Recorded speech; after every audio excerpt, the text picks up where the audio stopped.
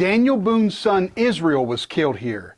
It was one of the last battles of the Revolutionary War, and it was fought almost a year after Cornwallis surrendered at Yorktown. It was one of the worst one-sided defeats in frontier history. Daniel Boone said, "We are all slaughtered men." The Battle of Blue Licks. Hey everybody, this is Colonel Carson with Family Tree Nuts, and recently we visited Blue Licks State Park and spent some time with the park naturalist Matthew Dollar. He took us some places that most folks don't get to see, so I wanted to share that with all of you. During this video, I will not only tell you the story, but you will see some amazing shots of the battlefield and the state park from the air. As a matter of fact, that is the actual hill that the militia charged up in the battle. What is Family Tree Nuts? Well, at Family Tree Nuts, we build family trees for clients that either don't know how, don't have the time, or don't want to pay for those expensive membership fees. We also make history videos all over the United States and a few countries. So if you like videos like these, be sure to subscribe to our channel and give us a thumbs up if you like this video. Now back to Blue Licks. The actual Battle of Blue Licks was very short. So in this video, I'll include the backstory and the aftermath of the battle. Let's begin by setting up the backstory. It was 1782, and for about 7 years, pioneers had been exploding into the Kentucky frontier by the thousands, building settlements all over the bluegrass region. The more white settlers that came, the more Native American attacks happened to oppose that growth. The settlers felt that it was their right to come. They had purchased the land, and there weren't any Native American settlements anywhere to be found there. They felt the opportunity was too great to pass up. Now, the Native Americans had a totally different opinion. They thought that even though they didn't have any permanent villages in the Kentucky country, it was a land for many tribes to use for hunting. They considered it a neutral territory, even though they often fought wars and battles with other tribes for the hunting rights. The real problem was that it was a clash of cultures, and both whites and natives thought that according to their cultures, their way of thinking was correct. It's not a coincidence that the Kentucky settlements were being founded during the Revolutionary War. Great Britain had forbade white settlements west of the Alleghenies in the Royal Proclamation of 1763. However, 5 years later, the Treaty of Stanwix was signed, which declared the Ohio River as the border for Virginia. And even though it was still illegal to do so, many whites began to trickle into the backcountry. They figured it was just a matter of time before the land would be opened up for settlement, and they knew that whoever was there first would get the best land. The British didn't have enough manpower to keep the pioneers out, and the Americans felt that since independence had been declared, they no longer fell under British laws and treaties. Thousands of new Americans were chomping at the bit to settle this wonderful land. American land companies like the Transylvania Company bought huge tracts of land from native tribes. The problem was, not all the tribes that claimed the land were involved in those sales. Imagine buying an office building from 2 of the 5 owners. The British still felt that they had a hold on the American colonies and that the rebellion would soon be crushed. They owed it to their Native American allies to enforce the treaties that had been made with them. The British armed and supplied thousands of natives and encouraged them to attack white settlements on the frontier. The British leader, Lieutenant Governor Henry Hamilton, earned the title the Hair Buyer from his program to pay warriors a bounty for white scalps. The situation was extreme. Many times, white leaders led raids on Indian villages north of the Ohio River in retaliation for their attacks on pioneers on the frontier. Like any other conflict, it got worse and worse, and the actions of both white and red men were brutal and inhumane. The British felt that it was time to lead a large force into Kentucky and drive the settlers out for good. In 1780, Captain Henry Byrd led a force of 150 British troops and 1,000 Shawnee warriors, along with a few cannon, to invade Kentucky. They destroyed Ruddle's Station and Martin Station and took hundreds of prisoners, many of which were taken to various Shawnee villages. The Revolutionary War technically ended when Lord Cornwallis surrendered to George Washington at Yorktown in October 1781. The Indians, however, apparently didn't get the memo and continued their attacks and raids into Kentucky. This is bringing us up to the action at Blue Licks. In July 1782, British Captain Caldwell gathered up a force of 150 British Rangers to team up with Loyalist Alexander McKee and Matthew Elliott, along with 1,100 warriors from the Shawnee, Delaware, Mingo, Wyandot, Miami, Ottawa, Ojibwa, and Potawatomi tribes that were led by the renegade Simon Girty. The group set off to attack Fort Henry in modern-day Wheeling, West Virginia, but the expedition was called off when the warriors heard rumors that General George Rogers Clark was about to attack Indian villages in Ohio. And most of the warriors went home to defend them. A few weeks later, Captain Caldwell, Alexander McKee, and Simon Girty redirected their efforts to attacking settlements in Kentucky. They took a force of 50 Loyalists and 300 Indian warriors to surprise the Kentuckians. On 15 August 1782, Caldwell's forces attacked Bryan Station near modern-day Lexington, Kentucky. The settlers had spotted the enemy and took refuge in the fort. Caldwell ordered his men to kill the livestock and to destroy the crops of the settlement. Several women were heroic during the siege by daringly fetching water for the fort at a nearby spring. One of these women was Mary Polly Hawkins Craig, the mother of Reverend Elijah Craig, who some say invented bourbon whiskey.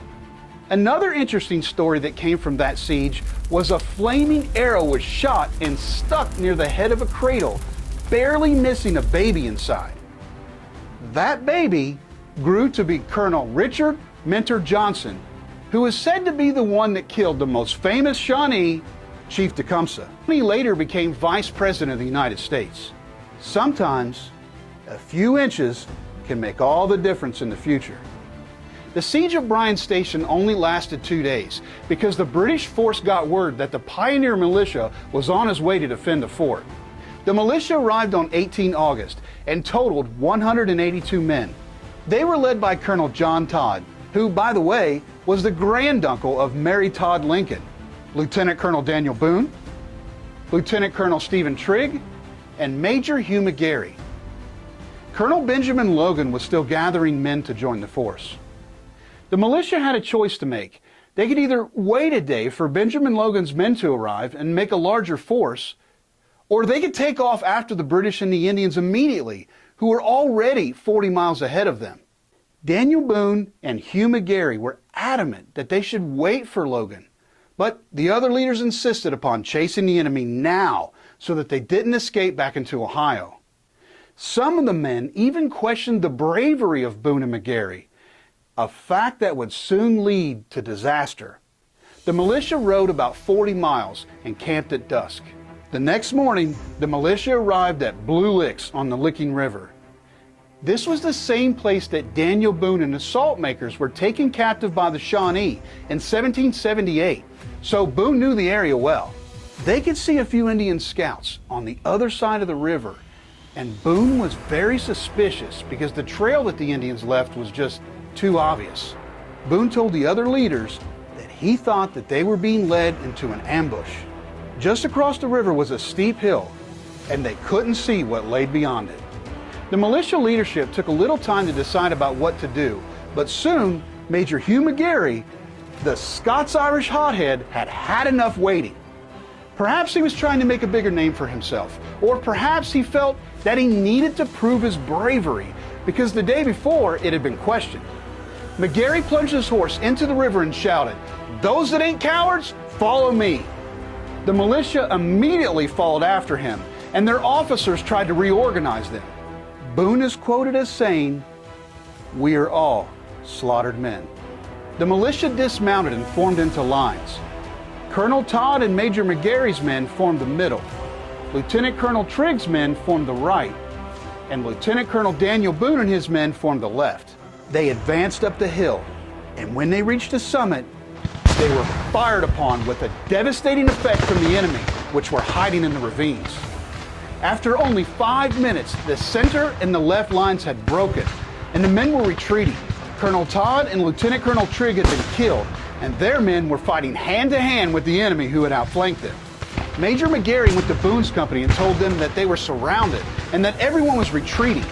Boone grabbed a horse and told his son Israel to get on it and get out. Israel chose to stay put so that he could leave with his father, who had gone looking for a horse for himself. But while he was waiting, Israel was shot through the neck and died. A family story has been passed down by the descendants of Private James Norton, who fought at the battle. It is said that James was near Daniel and saw Israel get shot and fall. Norton shouted, "My God, Daniel, it's Israel." Daniel was forced to make his escape without his beloved 23-year-old son. He had now lost 2 sons and a brother to the wild frontier. The battle was the worst defeat in the Kentucky frontier. The militia started that day 182 strong, but 72 of them were killed and 11 captured. Only 7 of the enemy were killed.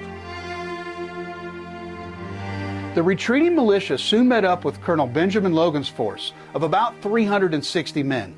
In the beginning, had they waited on Logan's men to arrive, they would have had a force 3 times what it was in the battle, and likely things would have been much different. However, perhaps the enemy would have escaped. We will never know. The reinforced unit went back to the battle site and buried their dead. Many of the men were buried in a mass grave that you can visit today. The memorial at this mass grave is located on the path between the monument and the museum.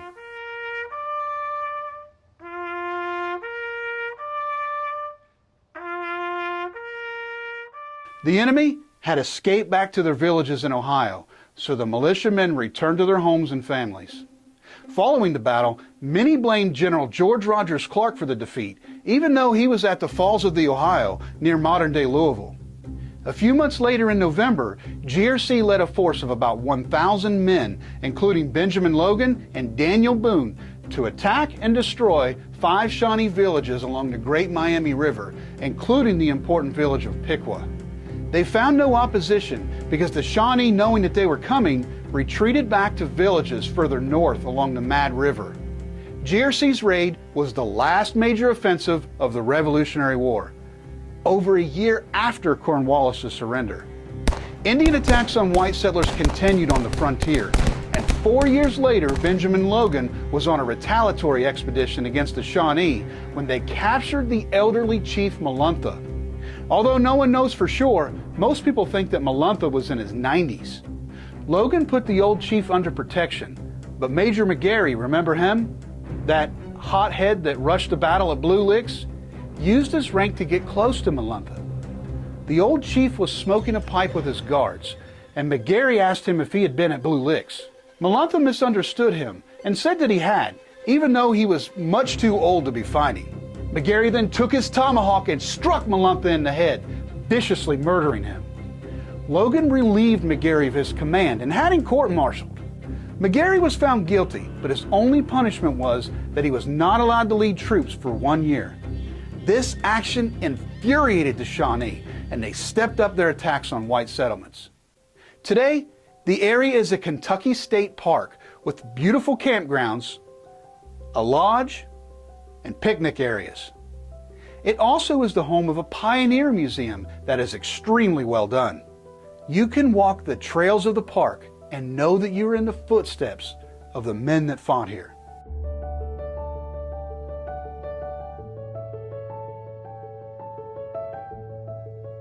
Just a short walk across the road is the recreated Tanner Station, which was originally built in 1782 over a spring to protect the salt workers from attack. 100 years after the battle, in 1882, a monument to the battle was dedicated. On the monument is the names of the fallen and those that were captured. It also has several quotes from those that were at the battle. Every year in August, many people gather at Blue Licks. They have a DAR and SAR wreath laying ceremony at the monument. And, what is most people's favorite, the reenactment of the battle.